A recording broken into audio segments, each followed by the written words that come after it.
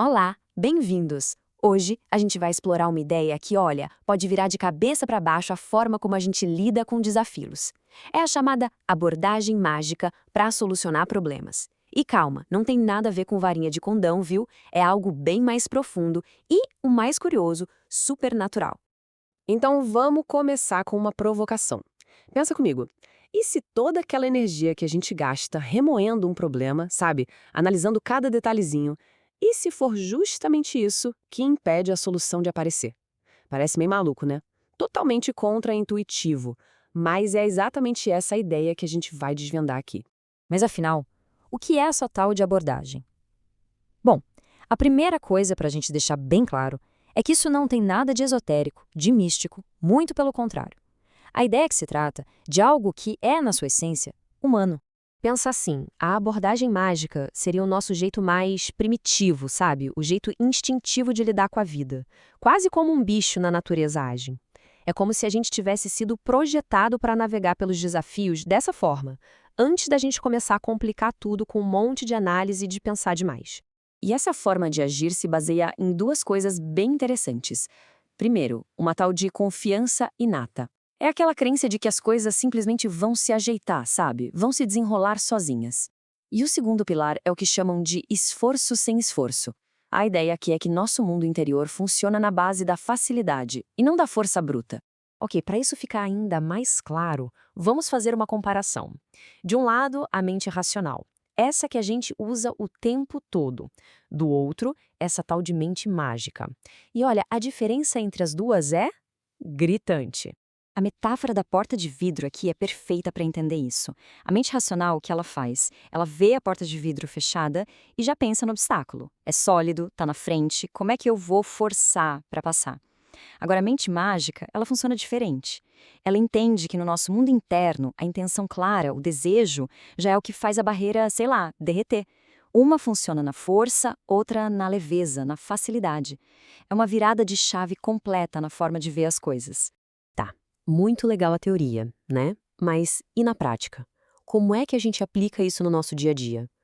A boa notícia é que tem sim um guia prático, bem direto ao ponto, para a gente começar a agir a partir desse lugar.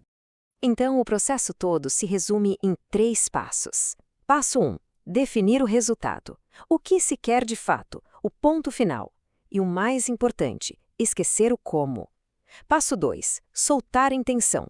Imagina jogar uma pedrinha num lago, sabe? Você joga e confia que as ondinhas vão se espalhar sozinhas. É isso. E o passo 3, que talvez seja o mais difícil para nós, esquecer o assunto. É isso mesmo, deixar para lá. Deixa que uma inteligência maior, a nossa parte criativa, o subconsciente, deixa que ela cuide de como as coisas vão acontecer. E isso conecta com uma das técnicas mais mais contraintuitivas de todas. Minimizar a importância do problema. Exatamente. A gente aprendeu a vida inteira que tem que encarar o problema de frente, né? Pois essa abordagem sugere o contrário. Tire a sua atenção dele. A ideia é que o problema se alimenta da nossa energia, da nossa atenção. Se a gente corta isso, ele murcha, perde a força. Só que tem um detalhe crucial. Não adianta só seguir esses passos como se fosse uma receita de bolo, de forma mecânica. O estado emocional, o como a gente se sente ao fazer isso é a chave de tudo. E a palavra que define esse estado é leveza.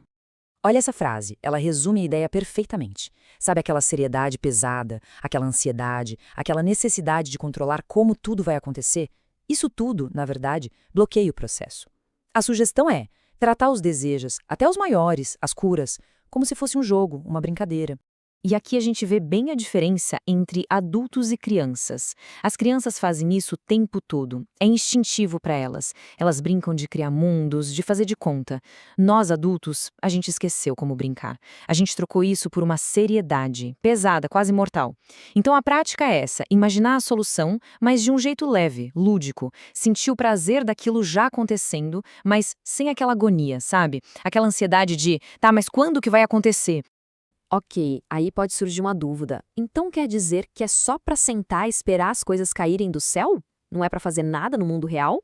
A resposta é um grande não. E é exatamente aqui que os dois mundos, o interno e o externo, se encontram. É super importante entender isso. Essa abordagem não tem nada a ver com ser passivo. Não é sobre, vou definir uma intenção e ficar de braços cruzados esperando o milagre. De jeito nenhum. É sobre uma parceria, uma combinação inteligente de esforços. E como é que funciona essa parceria? Pensa assim. De um lado, a gente usa a nossa mente racional para aquilo que ela é ótima. Definir o alvo, sabe? Traçar o objetivo e dar os passos lógicos que fazem sentido. Do outro lado, quando a gente solta a intenção com leveza, a gente abre espaço para que as realidades invisíveis, ou o nosso subconsciente, sei lá, comece a trabalhar. E é aí que a mágica acontece, criando as oportunidades, as coincidências, as sincronicidades, aquelas coisas que a gente nunca conseguiria planejar. E para a gente fechar, fica uma pergunta. Pensa aí naquele desafio que está consumindo uma energia danada. O que será que aconteceria se, só por hoje, a gente testasse essa abordagem? Definir o que se quer, soltar isso com leveza e, de propósito, tirar a atenção do problema. Qual problema na vida da gente poderia começar a murchar se perdesse a energia da nossa atenção hoje?